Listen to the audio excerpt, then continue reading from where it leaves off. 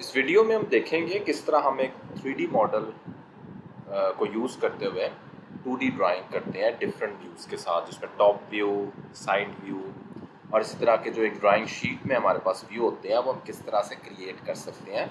हमने एक 3D model SolidWorks में बना लिया, अब हमने एक 2D ड्राइंग करनी है। तो उसके लिए हम जाएंगे सबसे पहले मेक ड्राइंग फ्रॉम पार्ट पे। तो यहाँ पे वो हमें कहते हैं हमें कौन सी शीट रिक्वायर्ड है।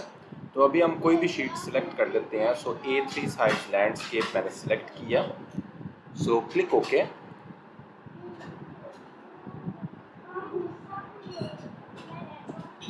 अब यहाँ पे मेरे पास जो ऑब्जेक्ट है वो डिफरेंट व्यूज़ के साथ आ गया। मैं किसी भी व्यू को ड्रैग कर लेता हूँ और अपनी ड्राइंग शीट में ले आता हूँ। सिमिलरली इसको मैं दोबारा ड्रैग करूँगा और यहाँ पे मेरा टॉप व्यू बन जाएगा और इसी को मैं दोबारा ड्रैग करता हूँ तो मेरे पास साइड व्यू आ जाएगा।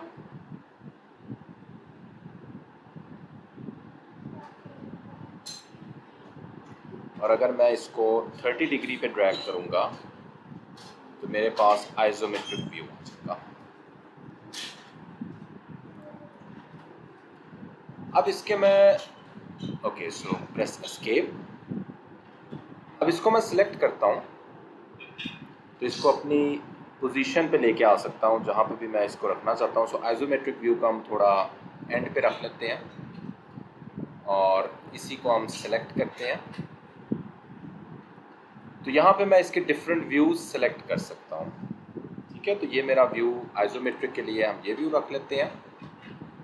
और सिमिलरली मैं शीट पे प्रॉपर्टीज़ में जाऊँगा तो यहाँ पे मैं सिलेक्ट कर सकता हूँ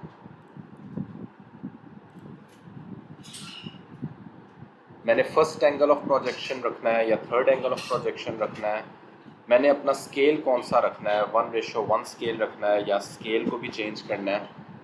और यहाँ पे मेरे पास और ऑप्शन आ सकती हैं। सो फिलहाल अभी हम इसको कैंसिल करते हैं।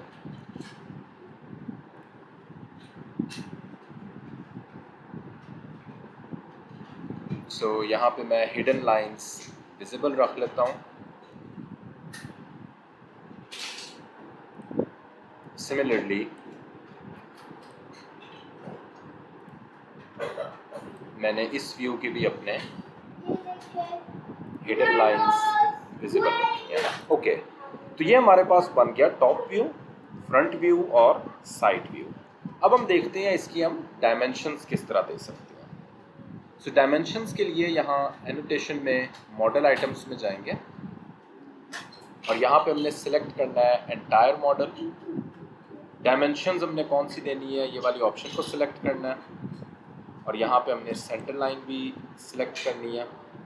Include items from hidden features and then click okay. ये हमारे पास सारी की सारी डायमेंशंस भी जो भी हमने अपनी 3D मॉडल बनाते वक्त डायमेंशंस दी थी वो हमारे पास यहाँ पे डायमेंशंस आ जाएंगी। अब हम किसी भी डायमेंशन को चेंज कर सकते हैं। सो फॉर एग्जांपल हमने यहाँ पे इसकी डायमेंशन देनी है। सो इसको मैं डबल क्लिक करता हूँ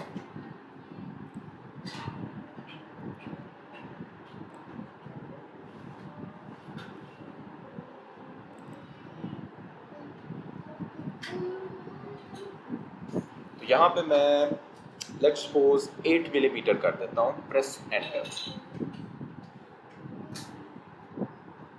सो इसको ऊपर रीबिल्ड करते हैं। सो ऊपर मैंने रीबिल्ड के बटन को प्रेस किया तो ये मेरे पास रीबिल्ड हो गया। अब मैं अगर अपने मेन पार्ट पे जाता हूँ तो मेन पार्ट भी मेरे पास यहाँ पे मॉडिफाई हो गया होगा। ये मेरे पास 8 मिलीमीटर इसकी हाइट आ गई है। ठीक है, तो मैं वापस चलता हूँ अपने 2D ड्राइंग पे। ओके, तो इस तरह हम यहाँ पे डायमेंशंस भी चेंज कर सकते हैं। ओके, नेक्स्ट हम देखते हैं।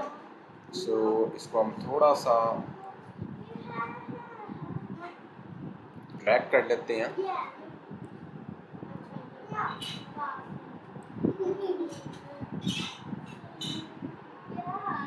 ओके, नेक्स्ट हम देखते हैं अगर हमने कोई डिटेल व्यू देखना हो वो हम किस तरह से देख सकते हैं। सो ड्राइंग में जाएंगे और यहाँ पे डिटेल व्यू को क्लिक करेंगे। सो जिस भी पोर्शन का हमने डिटेल व्यू लेना होगा उसको हम सिलेक्ट करेंगे।